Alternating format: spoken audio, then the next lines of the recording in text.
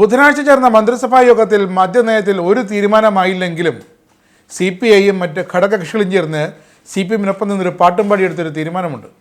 Kerala public service commission PSC ചെയർമാൻ്റെയും അംഗങ്ങളുടെയും ശമ്പളവും ആനുകൂല്യവും ഒരു പരിധിയുമില്ലാതെ ഉപാധികളില്ലാതെ പരിഷ്കരിക്കാൻ മന്ത്രിസഭ ഒന്നടങ്കമാണ് ഏകകണ്ഠേന ആ ഒരു തീരുമാനം എടുത്തു കൊടുത്തത്. ഇവിടെ കേരളത്തിലെ സർക്കാർ വകുപ്പുകളിൽ ഒഴിഞ്ഞുകിടക്കുന്ന തസ്തികകളിൽ നിയമനം നടത്താൻ സർക്കാർ തടസ്സം സാമ്പത്തിക പ്രതിസന്ധിയാണ്. നിലവിലുള്ള സർക്കാർ ജീവനക്കാർക്കുള്ള ശമ്പള പരിഷ്കരണം വർഷങ്ങളായി നടപ്പാക്കാത്തതിന് കാരണമായി പറയുന്നതും സാമ്പത്തിക പ്രതിസന്ധിയാണ്. സർക്കാർ ജീവനക്കാർക്കുള്ള DA കുടിശ്ശിക നൽകാതെ അത് PF ലയിപ്പിക്കുമെന്ന് വാക്കാൽ പറഞ്ഞുകൊണ്ടിരിക്കുന്നതും കാരണം സാമ്പത്തിക പ്രതിസന്ധി. എന്നിട്ട് ഈ സാമ്പത്തിക പ്രതിസന്ധി കാരണം സംസ്ഥാനത്തെ സർക്കാർ സർവീസിലെ നിയമനങ്ങൾ മുടങ്ങിക്കിടക്കവേ ഈ നിയമനങ്ങൾ നടത്താൻ നിയോഗിക്കപ്പെട്ട പബ്ലിക് സർവീസ് കമ്മീഷന്റെ ചെയർമാന് ജില്ലാ ജഡ്ജിമാരുടെ സൂപ്പർ ടൈം സ്കെയിലിലെ പരമാവധി തുകയ്ക്ക് തുല്യമായ ശമ്പള വർധനവാണ് സർക്കാർ കനിഞ്ഞു നൽകിയിരിക്കുന്നത്. പിന്നെ മറ്റ് PSC അംഗങ്ങളെയും സർക്കാർ പിണക്കിയിട്ടില്ല. കാരണം അവരും സർക്കാരിൻ്റെ നോമിനികളാണ്. PSC അംഗങ്ങൾക്ക് ജില്ലാ ജഡ്ജിമാരുടെ സെലക്ഷൻ ഗ്രേഡ് സ്കെയിലിലെ പരമാവധി തുകയ്ക്ക് തുല്യമായിരിക്കും പുതുക്കിയ ശമ്പളം. സംസ്ഥാനത്തെ മന്ത്രിമാരെല്ലാവരും കൂടി വട്ടം കൂടിയിരുന്ന് അങ്ങനെ തീരുമാനിച്ചുറപ്പിച്ചതല്ല ഈ PSC ചെയർമാൻ്റെയും അംഗങ്ങളുടെയും ശമ്പളം എന്നാണ് ഇപ്പോഴത്തെ ന്യായീകരണം. മറ്റ് സംസ്ഥാനങ്ങളിലെ PSC ചെയർമാൻ്റെയും അംഗങ്ങളുടെ നിലവിലെ സേവന വേതന വ്യവസ്ഥകൾ ഉൾപ്പെടെ പരിഗണിച്ച ശേഷമാണ് ഈ തീരുമാനമെന്നാണ് ഇപ്പോൾ സർക്കാർ വ്യക്തമാക്കുന്നത്. മറ്റ് സംസ്ഥാനങ്ങളുടെ സാമ്പത്തിക നില കൂടി പരിഗണിക്കേണ്ടിയിരുന്നില്ലേ ഇത്തരമൊരു തീരുമാനമെടുക്കുന്നതിന് മുമ്പ് ഈ സേവന വേതന വ്യവസ്ഥകൾ പരിഗണിച്ചതിൻ്റെ ഒപ്പം എന്നാണ് ചോദ്യം. ആ സംസ്ഥാനങ്ങളൊക്കെ സാമ്പത്തികമായി ഭദ്രതയുള്ള ഭേദപ്പെട്ട വരുമാനമുള്ള സംസ്ഥാനങ്ങളാണ്. അവർക്ക് എത്ര വേണമെങ്കിലും ശമ്പളം കൂട്ടിക്കൊടുക്കാം തങ്ങളുടെ വിവിധ ചെയർമാൻമാർക്കും അതിലെ സമിതികളിലെ അംഗങ്ങൾക്കുമൊക്കെ. പക്ഷേ അതുപോലെയാണോ സാമ്പത്തിക പ്രശ്നത്തിൽപ്പെട്ട് ഒഴുകുന്ന കേരളത്തിൽ എന്നാണ് ചോദ്യം. ആ ചോദ്യത്തിന് ആരും മറുപടി നൽകുമെന്നതിനും ഉത്തരമില്ല. PSC മാത്രമല്ല, വ്യാവസായിക ട്രിബ്യൂണലുകളിൽ പ്രിസൈഡിംഗ് ഓഫീസർമാരുടെ ശമ്പളവും അലവൻസുകളും സബോർഡിനേറ്റ് ജുഡീഷ്യറിയിലെ ജുഡീഷ്യൽ ഓഫീസർമാരും തുല്യമായി പരിഷ്കരിക്കാനും തീരുമാനമെടുത്തിട്ടുണ്ട്. കേരള സർക്കാരിൻ്റെ കയ്യിൽ ഒന്നിനും കാശില്ല. പക്ഷേ അതിനേക്കാളൊക്കെ വലുതാണ് മാനവും അഭിമാനവും. സർക്കാരിൻ്റെയും സംസ്ഥാനത്തിൻ്റെയും അഭിമാനം മാനം പോകാതിരിക്കാൻ ഏതറ്റം വരെയും പോകുമെന്ന് ഉറപ്പാണ്. കഴിഞ്ഞ 5 വർഷത്തിനിടെ കേന്ദ്ര സർക്കാരിനെതിരെ സുപ്രീം കോടതിയിൽ കേരളം സമർപ്പിച്ച കേസുകളിൽ ഹാജരായ അഭിഭാഷകർക്ക് ഫീസായി കേരളം സർക്കാർ നൽകിയത് വെറും പിച്ചക്കാശൊന്നുമല്ല, 1.22 കോടി രൂപയാണ്. 2020 മുതൽ 25 ജനുവരി വരെയുള്ള കണക്കുകളാണിത്.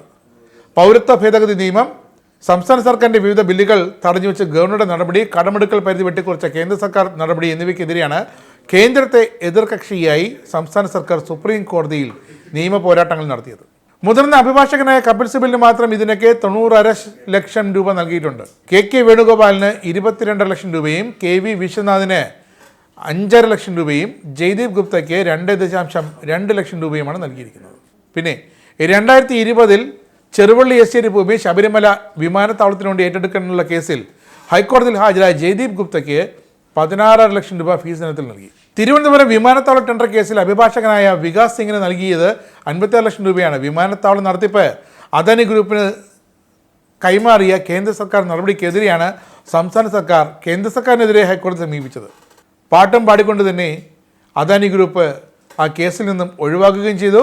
അവർ മറ്റൊരു പാട്ട് പാടിക്കൊണ്ടിതാ തിരുവനന്തപുരം വിമാനത്താവളം ഭരിക്കുകയും ചെയ്തു. പിന്നെ നയതന്ത്ര ചാനൽ വഴി സ്വർണ്ണക്കടത്ത് നടത്തിയ കേസിലെ വിചാരണ കേരളത്തിൽ നിന്ന് ബംഗളൂരുവിലേക്ക് മാറ്റണമെന്ന എൻഫോഴ്സ്മെൻറ്റ് ഡയറക്ടറേറ്റിൻ്റെ ഹർജിക്കെതിരെ സുപ്രീം കോടതിയിൽ കേരളത്തിന് വേണ്ടി ഹാജരായ കപിൽ സിബലിന് ഫീസ് ഇനത്തിൽ നൽകിയത് 31 ലക്ഷം രൂപ.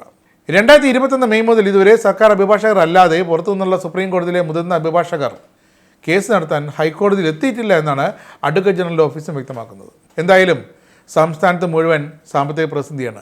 കയ്യിൽ പണമില്ല, സാമൂഹിക ക്ഷേമ പെൻഷനുകളടക്കം കുടിശ്ശികയാണ് ഇപ്പോഴും ഗഡുക്കളായി നൽകി വരുന്നു. KSRTCയിൽ പെൻഷൻ കൊടുക്കാൻ പണമില്ല.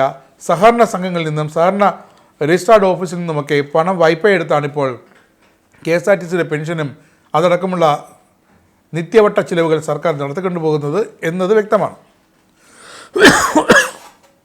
ഈ ഒരു അവസ്ഥയിൽ സർക്കാർ ജീവനക്കാരുടെ ക്ഷേമ പ്രവർത്തനങ്ങൾക്ക് അവർക്കുള്ള വിവിധ കുടിശ്ശികയ്ക്കോ ഒന്നും പണമില്ലാതെ സർക്കാർ നട്ടം തിരികെയാണ് നാഴികയ്ക്ക് 40 വട്ടം പറഞ്ഞുകൊണ്ടിരിക്കുമ്പോഴും ഇതാ ഇവിടെ ഇതേ നിയമനങ്ങൾ നടത്താൻ ബാധ്യസ്ഥരായ അധികാരപ്പെട്ട PSC ചെയർമാനും അംഗങ്ങൾക്കും സർക്കാർ യഥേഷ്ടം ശമ്പള വർധനവ് നടപ്പാക്കിയിരിക്കുന്നു, വാരിക്കോരി കൊടുത്തിരിക്കുന്നു.